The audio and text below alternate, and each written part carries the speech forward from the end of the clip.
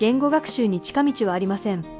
毎日、聞いて、読んで、そして話すことが大切です。こうした積み重ねが確実に力につながっていきます。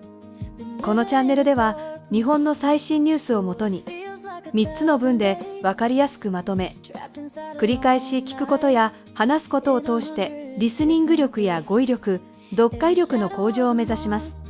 この動画が役に立ったと感じたら、高評価とチャンネル登録をよろしくお願いします。中東地域での緊張の高まりを受け、原油価格が急激に上昇しています。これにより、世界各国でガソリン価格の値上げが相次ぎ、家計への影響が懸念されています。専門家は、情勢が長期化すれば、エネルギー市場の不安定さがさらに強まる可能性があると指摘しています。中東地域での緊張の高まりを受け、原油価格が急激に上昇しています。これにより、世界各国でガソリン価格の値上げが相次ぎ、家計への影響が懸念されています。専門家は、情勢が長期化すれば、エネルギー市場の不安定さがさらに強まる可能性があると指摘しています。中東地域での緊張の高まりを受け、原油価格が急激に上昇しています。これにより、世界各国でガソリン価格の値上げが相次ぎ、家計への影響が懸念されています。専門家は、情勢が長期化すれば、エネルギー市場の不安定さがさらに強まる可能性があると指摘しています。中東地域での緊張の高まりを受け、原油価格が急激に上昇しています。これにより、世界各国でガソリン価格の値上げが相次ぎ、家計への影響が懸念されています。専門家は、情勢が長期化すれば、エネルギー市場の不安定さがさらに強まる可能性があると指摘しています。中東地域での중동지역의緊張の高まりを受け、 긴장고조로 인해 原油価格が 원유 가격이 急激に上昇しています。 급격히 상승하고 있습니다. 中東地域での緊張の高まりを受け、原油価格が急激に上昇しています。 중동 지역의 긴장 고조로 인해 원유 가격이 급격히 상승하고 있습니다.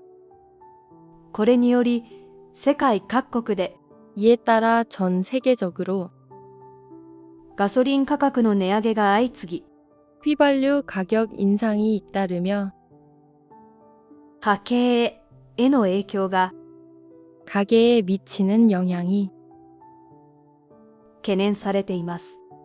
우려되고 있습니다. これにより、世界各国でガソリン価格の値上げが相次ぎ、家計への影響が懸念されています。 이에 따라 전 세계적으로 휘발유 가격 인상이 잇따르며 가계에 미치는 영향이 우려되고 있습니다. 専門家は、情勢が長期化すれば、 전문가들은 상황이 장기화될 경우 エネルギー市場の不安定さが 에너지 시장의 불안정성이 さらに強まる可能性があると 더욱 커질 가능성이 있다고 指摘しています。 지적하고 있습니다. 専門家は、情勢が長期化すれば、エネルギー市場の不安定さがさらに強まる可能性があると指摘しています。 전문가들은 상황이 장기화될 경우 에너지 시장의 불안정성이 더욱 커질 가능성이 있다고 지적하고 있습니다. 中東地域での緊張の高まりを受け、原油価格が急激に上昇しています。これにより、世界各国でガソリン価格の値上げが相次ぎ、家計への影響が懸念されています。専門家は、情勢が長期化すれば、エネルギー市場の不安定さがさらに強まる可能性があると指摘しています。中東地域での緊張の高まりを受け、原油価格が急激に上昇しています。これにより、世界各国でガソリン価格の値上げが相次ぎ、家計への影響が懸念されています。